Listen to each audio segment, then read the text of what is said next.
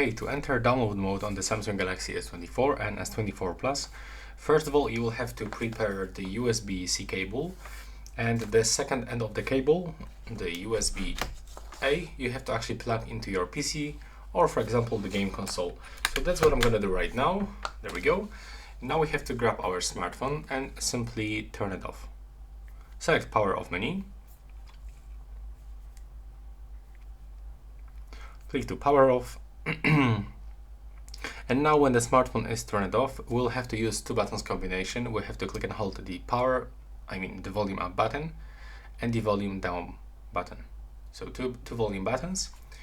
And when we are holding these buttons like this, we have to plug the USB-C cable at the bottom.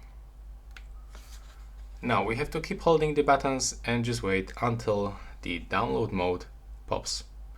As you can see right now it is turned on, and from now all we have to do is just to click on the volume up button to continue.